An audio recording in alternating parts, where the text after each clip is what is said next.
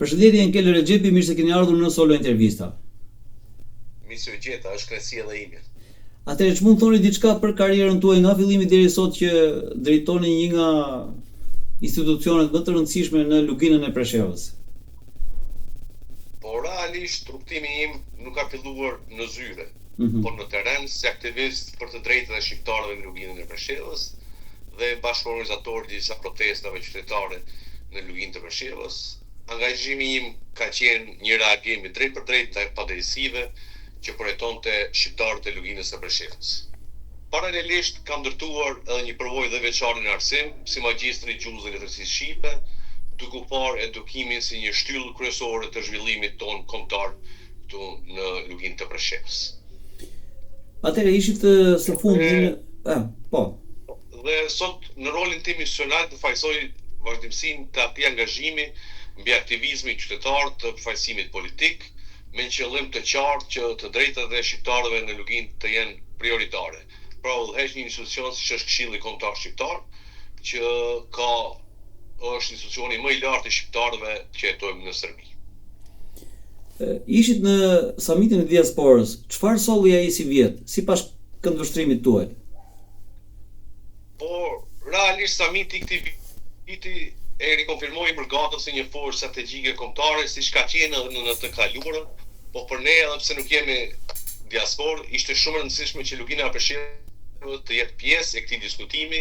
Ai solli më shumë vëmendje për çështjen tonë, krijoi ura të reja bashkëpunimi dhe vendosi Luginën në një dimension më të gjerë, jo vetëm si sfidë, por edhe si potencial për të ardhmen. Realisht se Lugina është një vend autokton i shqiptarëve të cilët jetojnë në Serbi, fatkeqësisht. Të drejtat e shqiptarëve si shikoni jashtë atë dheut?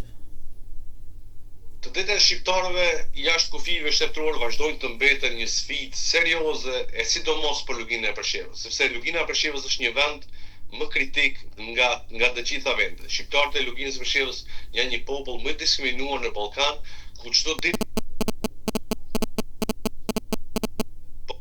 drejtimet dhe janë të njëpasnjëshme, siç është pasivizimi i adresave, mosnjohja e diplomave, mos integrimi në institucione shtetërore, mos përfaqësimi shqiptarëve në polici, gjyqësi edhe tjera. Domthonë kemi çdo ditë ku ne përballemi me këto padrejtësi, të cilët janë edhe ato padrejtësi të rëndësishme që e bëjnë shpërnguljen e popullatës nga këto troje. Lugina e Preshevës, historia që duhet të dinë të gjithë shqiptarët, cila është? Lugina e Preshevës është një hapësirë autoktone shqiptare me vazhdimsi historike, kulturore dhe gjuhësore. Pra është vend të cilët buron nga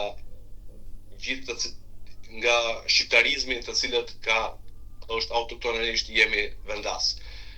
Ndërsa Lugina e Preshevës përbëhet nga dy pjesë historike që për mua janë kulmore, siç është referendumi i vitit 1992 dhe mbetet një dëshmi e qartë e vullnetit politik të shqiptarëve të kësaj treve, po ashtu edhe lufta e lavdishme e ushtrisë shlyntare për Preshevë, Medveq dhe Buenos, për bërë një kapitull të rëndësishëm të përpjekjes për mbrojtjen e të drejtave dhe dinjitetit të shqiptarëve në kushte të vështira. Kjo histori duhet të njihet edhe të trajtohet me seriozitet, sepse pa kuptuar të kaluarën nuk mund të ndërtojmë të ardhmen e drejt e cila e ardhme sot ne ballafaqohemi me këto padrejtësi, sepse kjo ushtri nuk lindi nga aty për aty, por lindi nga nevoja, nga diskriminimet, nga keqtrajtimet apo edhe metoda të ndryshme të cilat përdori shteti serb pas luftës së UÇK-s në Kosovë. Kemi dhurime private të institucioneve ose të organizatave të ndryshme shqiptare ose jo shqiptare, kosovare etj. Për Luginën e Preshevës, kryesisht në libra, literaturë shkollore, jashtëshkollore ose shkencore. Përveç privatëve, si keni marrëdhëniet me institucionet Kosovë, Shqipëri? A ju ndihmojnë ato në infrastrukturën arsimore në Luginën e Preshevës me libra? Dhurimet private për biblioteka janë shumë të vlefshme, që tregojnë lidhjen e fortë që ekziston me Luginën e Preshevës. Por kjo nuk mjafton.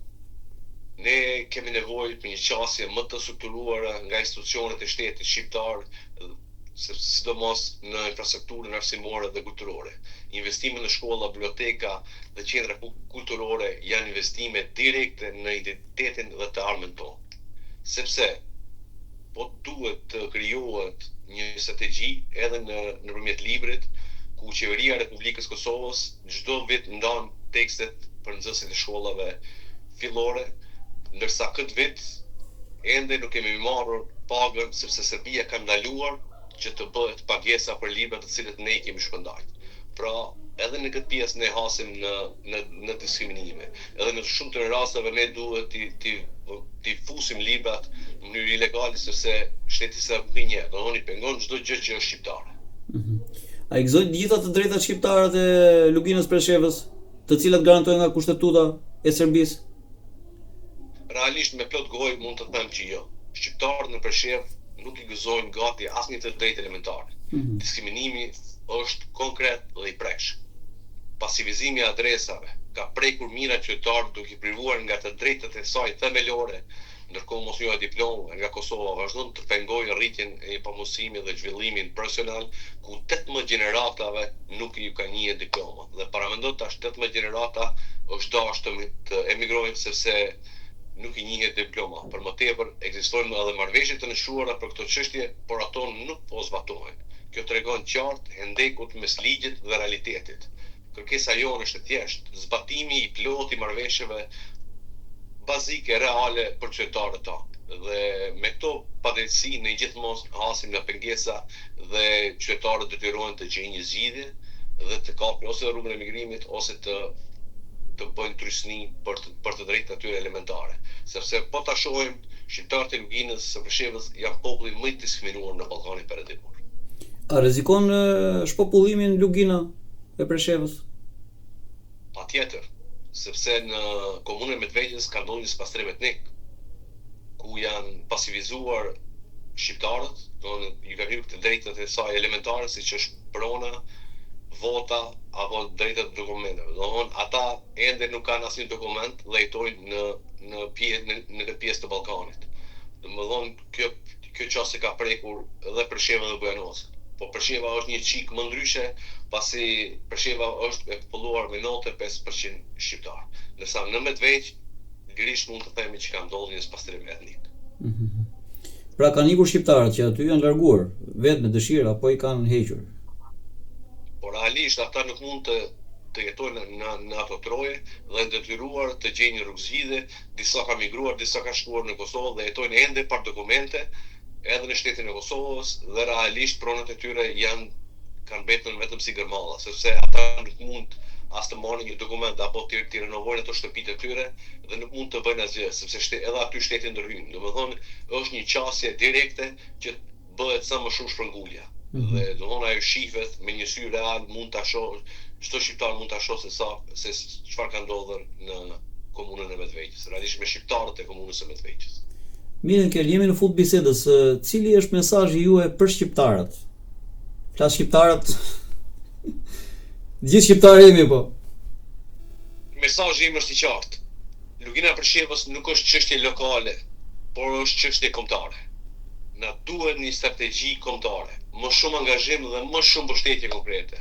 Vetëm në këtë mënyrë mund të sigurohemi që të drejtat tona të respektohen dhe që ardhmja jonë të ndërtohet me dinjitet. Sepse lugina e Preshevës është shqiptare, ka qenë dhe do të mbetet dhe duhet të mbetet shqiptare. Sepse pa banorët e luginës së Preshevës edhe ne nuk mund të jetojmë dhe ky vend mund të bëhet që mund ta qajmë nëpërmes këngës, por realisht do të jetë vonë. Prandaj duhet një strategji kombëtare, është e domosdoshme, është në hapjen e fundit, sepse kemi dy shtete shqiptare, siç është Kosova dhe Shqipëria, dhe duhet të intervenojnë të krijojnë një strategji kombëtare kryesisht për luginën e Preshevës. Ju falenderoj Ankel, shumë interesante biseda, ju uroj që të jeni sa më të fortë aty, edhe të paktën moralisht, unë personalisht edhe gjithë shqiptarët e tjerë keni një mbështetje shumë të madhe nga ne. Ju uroj që të ruani kulturën, traditën dhe të jeni aty edhe për vitet e ardhshme. Shekujt e ardhshëm. Faleminderit shumë. Ishte kënaqësi. Faleminderit.